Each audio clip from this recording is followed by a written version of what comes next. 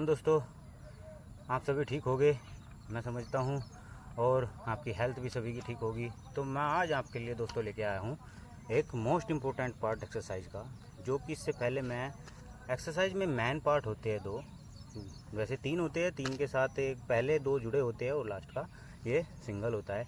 इसमें भी एक जुड़ जाता है, लेकिन ये आगे की बातें हैं। लेकिन सबसे इम्पोर्टेंट बात मैं आपको बताने वाला हूँ आज, जो मोस्ट इम्पोर्टेंट होती है एक्सरसाइज के बीच में, जिसे हम नज़रअंदाज कर देते हैं। क्या? Cooling down. कूलिंग डाउन को हम हमेशा नज़रअंदाज करते हैं कि कोई बात नहीं है भाई, ख़त्म तो ख़त्म और चले गई। नहीं, ऐसा नहीं है।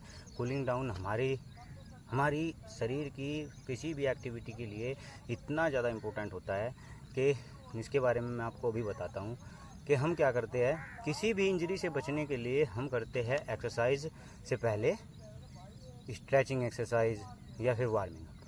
दोनों पार्टों की वीडियो मैं डाल चुका हूँ अपने पहले इस सेशन में। अभी मैं आपको बताना चाहता हूँ कि कूलिंग डाउन क्यों ज़रूरी है। जब हम किसी भी इंजरी से, किसी चीज़ से बचने के लिए वार्मिंग अप करते हैं, तो ऐसे ही कूलिंग डाउन है। कूलिंग डाउन से क्या होता है कि उनसे हम इंजरियों से बचते हैं, और इससे हम किस चीज़ से बचते हैं? इससे बचते हैं हम, जैसे हमारे आप देखते होंगे एक्सरसाइज की जोड़ों में दर्द है, किसी के जोड़ में दर्द है, किसी की मसल फट रही है, किसी के, तो प्रोटीन खाते हैं हम, ये खाते हैं मसल्स को रिकवरी देने के लिए। मसल्स को रिकवरी उससे मिल जाएगी, लेकिन अगर ज़्यादा इंजरी है या ज़्यादा मसल फटी हुई है तो प्रोटीन उसे ऐसे नहीं भर सकता, क्योंकि आप इतना रेस्ट अपने शरीर को दे नहीं पाओगे कि जब उसे चाहिए। क्यों? आज इंजरी आई तो 3, 4, 5, 6 एक गैप चाहिए फिर उस इंजरी को सही होने के लिए। लेकिन अगर उस इंजरी को हमें जल्दी सही करना है या उस मसल्स को हमें जल्दी रिकवर करना है, तो उस रिकवर के लिए होता है कूलिंग डाउन। जैसे अभी मैंने एक्सरसाइज किया, तो एक्सरसाइज करने के बाद मैंने क्या किया, मेरे यहाँ पे स्ट्रेच हुआ, कोई दर्द हुआ, तो मैंने उससे क्या है, अभी मेरा शरीर वार्म अप है तो मुझे वो फील नहीं होगा और मैं ऐसे ही घर चला जाऊँगा, फिर ये रिकवरी नहीं हो पाएगी। लेकिन इससे मैं ये नहीं कहता कि ज़्यादा इंजरी हो जाए डॉक्टर के भी जाना पड़ता है, दवाई भी खानी पड़ती है, सब कुछ होता है, लेकिन हम अपने शरीर को कैसे रिकवर कर सकते हैं, इसके लिए कूलिंग डाउन बहुत ज़्यादा इंपॉर्टेंट होता है। कूलिंग डाउन से हमारे शरीर के जोड़ों का दर्द, ये वगैरह सब जो इंजरी आई है, उसको प्रोटीन खाएंगे घर जाके, हमने जो खुराक जो भी लिया हमने डाइट में, वो डाइट असर करेगी, प्लस ये, क्योंकि जो भी वो जहाँ से भी मसल्स हमारी हटी है, उस मसल्स को वो जैसे ही हमारा शरीर गर्म होता है, हमारा मांस गर्म होता है, हमारी मसल गर्म होती है, तो वो हो सकता है कि कूलिंग डाउन में ही अपनी जगह पे आ जाए, और फिर जो हम डाइट खाएंगे उससे वो ठीक हो जाएगी। तो अभी मेरा कहने का मतलब है, आप पहले देखो, कूलिंग डाउन भी ऐसे ही होता है, नीचे से ऊपर करो या ऊपर से नीचे। अभी हम क्या करते हैं, शुरू करते हैं ऊपर से, गर्दन से शुरू करेंगे कूलिंग डाउन और वार्मिंग अप में थोड़ा ही फ़र्क है। वो थोड़ा स्पीडली होता है, थोड़ा कर लो या ज़्यादा कर लो, ये स्लोली होता है। अभी हम ध्यान से देखें कैसे होता है। अभी मैं शुरू करता हूँ, और सांस पर श्वास का ध्यान इसमें भी रखना है। सांस हमें कैसे छोड़नी है, कैसे लेनी है, इम्पोर्टेंट है। ये भी देखो, ऊपर जाऊँगा,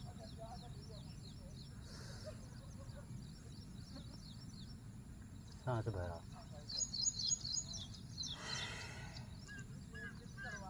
छोड़ा,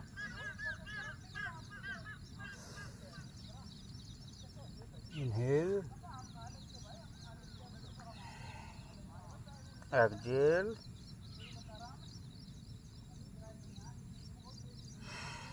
इनहेल,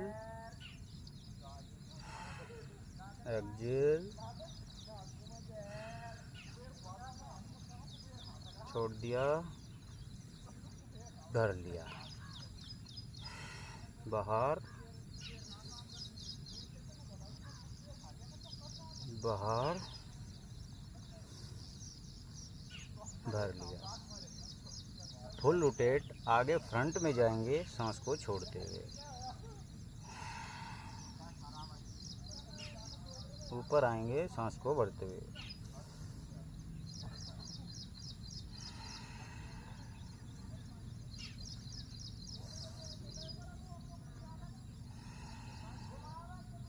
अदर साइड,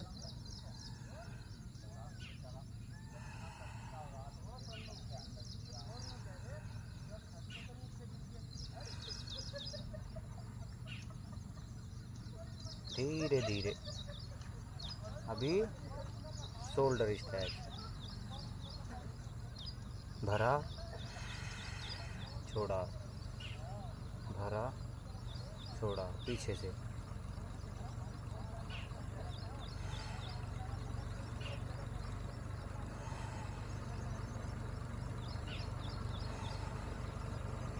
अभी और यहीं से अब धीरे धीरे इन्हें रोटेट करना है, पूरे शोल्डर, पूरे हैंड को। सांस भरा, छोड़ दिया, छोड़ दिया, फिर रिवर्स, रिवर्स,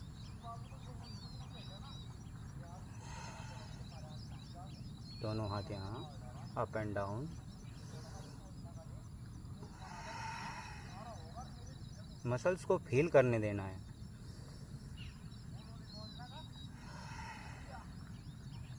यहीं से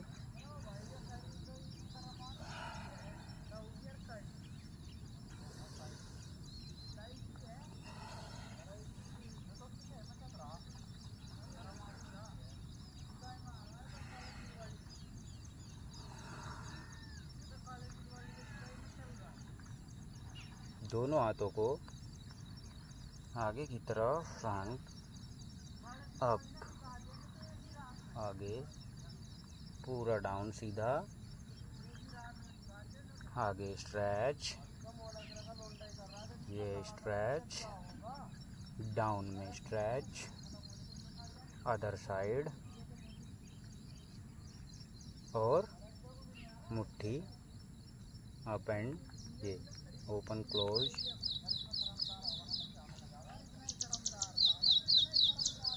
क्लाई रोटेट, धीरे, अदर साइड। हर मसल को एक धीरे से स्लोली स्लोली एक एक्सरसाइज देनी है। एल्बो, ये है कूलिंग डाउन। आप कभी भी देखना, अगर आप कूलिंग डाउन अच्छे से करोगे तो अगर कहीं पे भी आपकी कोई मसल खींची है तो उसमें आपको आराम पक्का मिलेगा थोड़ा बहुत। 1 स्लोली, स्लोली,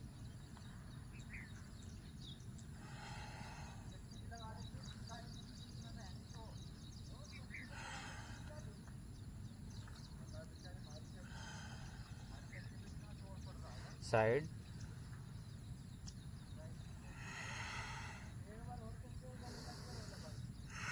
इनहेल, एक्सहेल।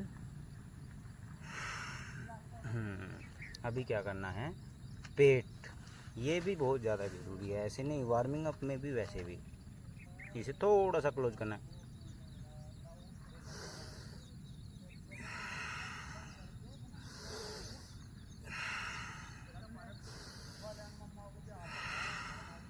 ये पेट अपनी समझ की हो गई है।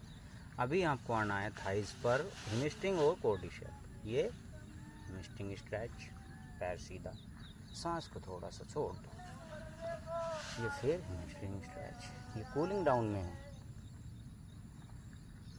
अभी दोबारा से इसे उठाएंगे तो क्या करना है, यहीं से वहाँ 2 बार इसको बाहर की तरफ स्ट्रेच, 1, ग्लूटियस मसल के लिए, और डाउन। अभी यहीं से क्या करना है, हेमस्ट्रिंग स्ट्रेच। तो बाहर की तरफ पकड़ लो और घुटने में इसको मिला दो और सीधा सामने नज़र रखो। ये आपकी क्वाड्रिसेप स्ट्रेच, कूलिंग डाउन के मेथड से। ये डाउन में। अभी यहीं से स्ट्रेच करो पंजे को आगे की तरफ, इसको पकड़ो और टो को अपनी तरफ खींचो। दोबारा इस पैर को पकड़ो और टो को अपनी तरफ खींचो। ये हो गया आपका। फिर आप पंजे पे रोटेट करो धीरे, स्लोली, हाँ, स्लोली स्लोली।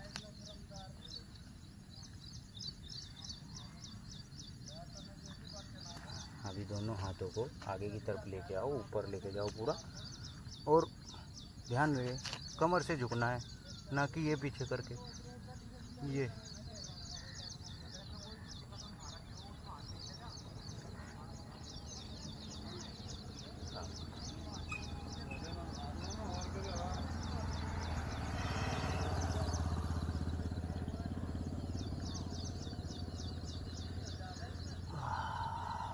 डाउन,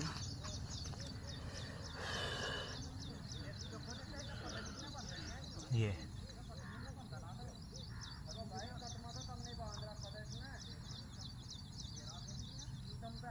ये